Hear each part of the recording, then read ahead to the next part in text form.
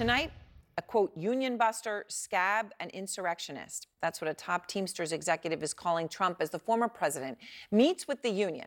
Trump is trying to get a big endorsement, and make no mistake, an endorsement from a major union, the Teamsters union, would be unprecedented. Vice President at large, John Palmer, who will be my guest in a moment, though refused to attend the union meeting today with Trump.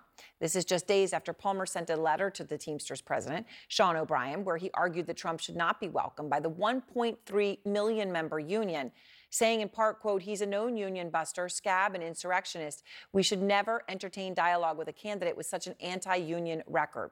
John Palmer is now out front. So, John, we understand this meeting happened today, and I know you chose not to go. Trump called the meeting, quote, very strong. He sounds very confident that the Teamsters will endorse him, obviously your union. 1.3 million Americans are a member of your union. What have you heard about what happened in that meeting today? Well, I saw a list of questions. There were a lot of tough questions asked concerning where he stood and what he might do in his next term. But my sense is, we already know who this man is. You judge people by the actions that they take, right? And all the things that I said, scab, union buster, insurrectionist, are provable beyond a doubt. He crossed the picket line with the IATSE people.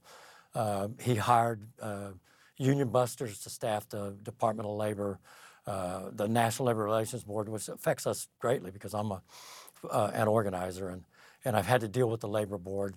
And, as far as the insurrection goes, we all saw what happened. There's folks that want to somehow dress that up as a vacation day for some folks, and that's very unfortunate.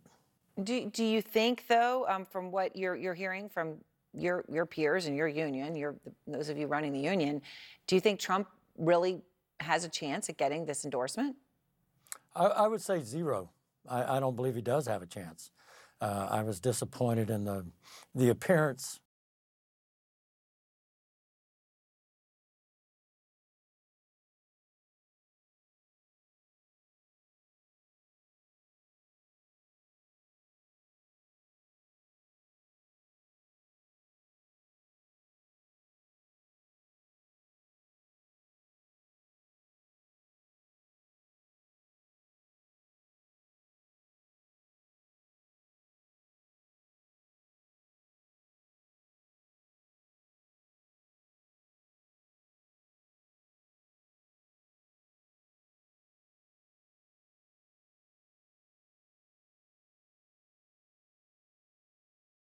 Relationship with unions.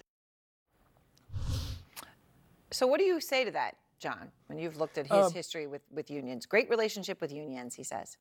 I think we know about Donald Trump's long history and inability to tell the truth. I mean, I just laid out exactly why I said those three things, and he's guilty of all those things. It's fact. A rock is a rock. When you thump on it with your knuckles are going to bleed. So I know folks live in information bubbles and take on different viewpoints, but we all need to look for truth. And as leaders, it's incumbent upon us to tell the truth to our members. Now, I served in the military. I'm very proud of that service. My whole family did. I also believe that I lost an uncle in Korea who I never knew, but people died so we could have the right to disagree.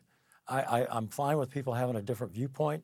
But as a leader, it's my responsibility to lay the facts out for folks. And this isn't for working men and women in general. Let's go beyond unions. Everything, the good things that happen with unions transfer into the non-union workplace. So yes, go ahead. So, well, no, I know, obviously, you made it clear that you don't support Trump, actually, that you do support Biden. But I want to ask you something about your union itself, right? And just what's happened in this country in terms of, political shifts, right? 1.3 million members, as I mentioned a moment ago. Our Harry Anton's been going through the numbers, and, he's pointed out that the Democratic edge with union voters has declined dramatically, right? In 1948, it was a 62-point edge, 21 points now in 2020. So do you worry that a lot of people in your union simply don't see it this way, that they would be happy to have the union endorse Trump? I think it is a cause for concern, and I think you know, sometimes as we rise in the ranks of leadership, we become disconnected from the membership. And as a, you know, as an organizer, a person who you know, education is everything. Yep. And instead of endorsing somebody or playing footsie with somebody who clearly isn't going to work in our best interests, we should be out there talking to our members. The facts are pretty clear as to why this man should not get our endorsement. I'm certain he won't. All right. Well, thank you very much, John. I appreciate your time.